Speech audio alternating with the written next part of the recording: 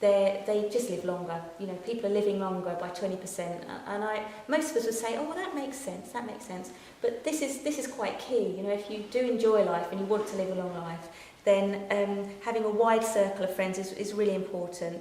They think it's because your friends are going to disencourage you to, if you have any unhealthy lifestyle. They're more likely to say, do you really think you need to be, you know, down in that bottle of gin every night, and things like that. They're more likely to say that to you. And also the support network as well that will give you.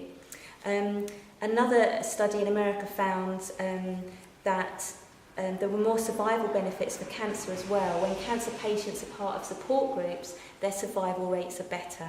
So if you're unwell, you are allowed to call a friend, really. Now, laughter's a good one. Laughter raises the serotonin levels and reduces your stress. And studies so far have shown that laughter can actually relieve your pain, bring greater happiness and increase your immunity, because it's all to do with lowering your stress. So if your stress levels are raised, you're producing cortisol all the time. But if you're happy and you're in good company and if you're laughing, all of those things are going to reduce and again strengthen your immune system. So when you laugh, you're actually increasing the number of antibody-producing cells and enhancing the effectiveness of your T cells, which is amazing. So laughter with friends, we need to do that more. So number 8, living a passionate, positive and authentic life. The mind leads the body. Now often, you know, as we grow up, we're led to believe that you get sick and there's not always a lot you can do about it, but it's actually the other way around, that it's your mind that's leading the rest of your body. So it's really important to keep your mind and your beliefs strong.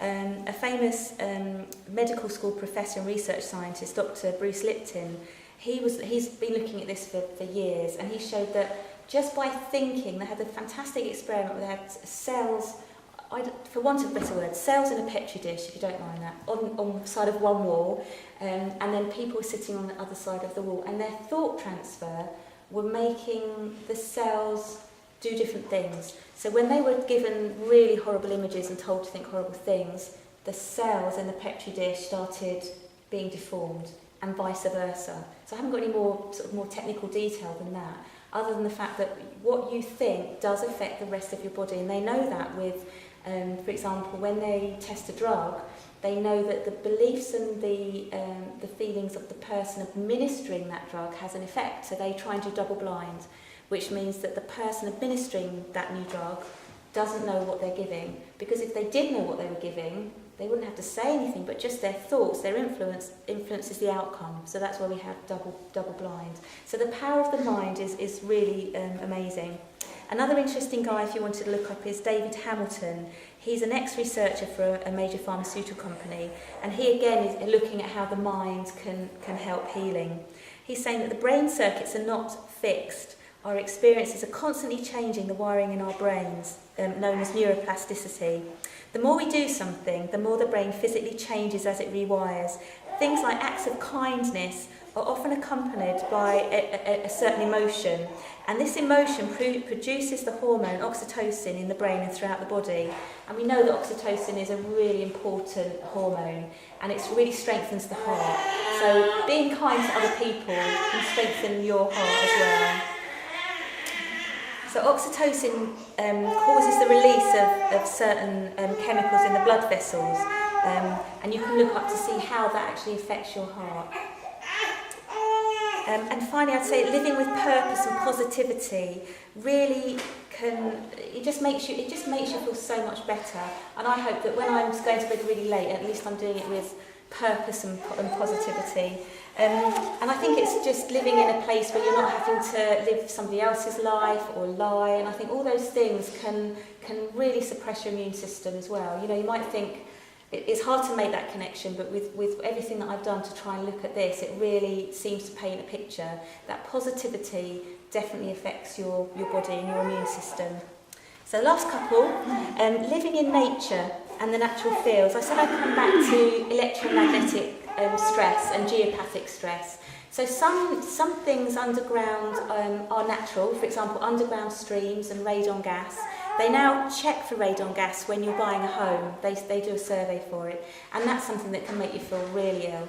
Now, underground streams is another one. We don't check for that yet, but in Germany they've been surveying before they build to see if there's an underground stream, because the channel of water, it picks up all the ions from the earth and creates like a magnetic field that's not good to sleep over. So again, this is something quite new for England, but in Germany they've known it for many years. We had a talk by Roy Riggs, who was trained in Germany in environmental science, and he told us an amazing story. About 100 years ago, one of the barons of this town noticed that people were dying of cancer in certain homes, so he got permission to look underneath all of these homes and look in some of the books, and found that 5,348 people who had died from cancer in that town during the last 21 years were sleeping on the top of underground streams. So, there's something that, obviously Germany takes that seriously, and Poland as well. So things that we can take from that is that we could have our home survey to see if there's an underground stream, and it might not cost you very much money to do something about that. You could just move your bed 3 feet, for example, which I think you did, didn't you? Just move the bed. And there's lots of things that you can do that will reduce this negativity, especially when you're asleep. He said the good news is that as you're walking through things like Wi-Fi and all these other things that are around us, it doesn't really affect us adversely so much as if we're sitting for more than 4 hours by computer, for example, or our place of sleep. It's really critical that we're sleeping in a place that's really healthy. And he explained that each cell in the body needs to detox overnight, repair itself, regenerate, and it finds it really hard to do that if there's any sort of magnetic or electropathic stress. And things you could do, for example, if you're interested, is you can keep the mains adapters away from your head. So any big plugs are okay, but any mains adapters, just move them on the other side. And the phones, the walkabout phones that you have at home, unfortunately they have a really bad effect as well. So I've been switching mine off at night, and I'm just building myself up to buy. There's a new phone. It's not too expensive, is it? No. The Orchid phones. So there's phones being created. Is it Sweden? Am I thinking right? Germany. So okay, so Germany again. They have identified that there are certain people that are extra sensitive to these electromagnetic waves, and they're creating products that have less of them. So you can get a much better phone. And there's also a device that you can put on your Wi-Fi. I think it's on the router. Is that right? Called a Devolo. So there are things that aren't really overly expensive, but things that you can do for yourself.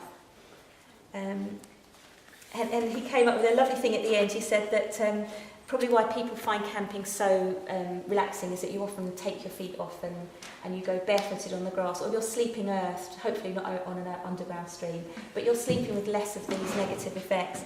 And he said that it would be lovely if people that went to care homes or hospitals were taken outside in the grounds, shoes and socks off, barefoot on the feet, on the grass for 20 minutes, and that, he said, that would really, really do them a lot of good.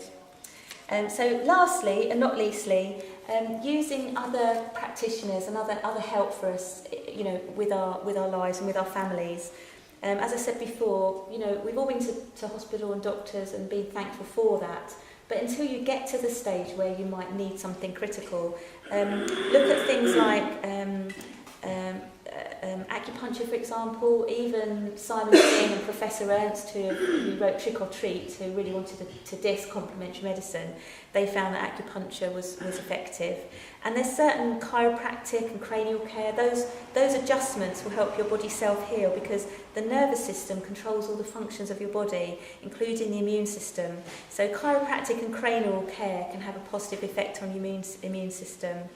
And homeopathy via a practitioner will also support your body in working well and provide alternatives to medications. And as we heard, because medications do bring adverse reactions with them sometimes, that before you get to a stage where you critically need something, you might want to try some of these other things first.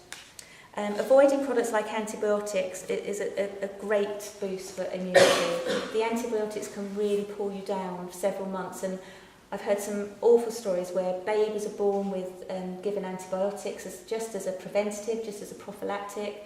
then the mother gets thrush and the baby gets thrush, and then there's another dose of antibiotics. That doesn't work very often, so they're often on a second dose. So before a baby's a month old, they have 3 doses of antibiotics, and that often sets up a cycle.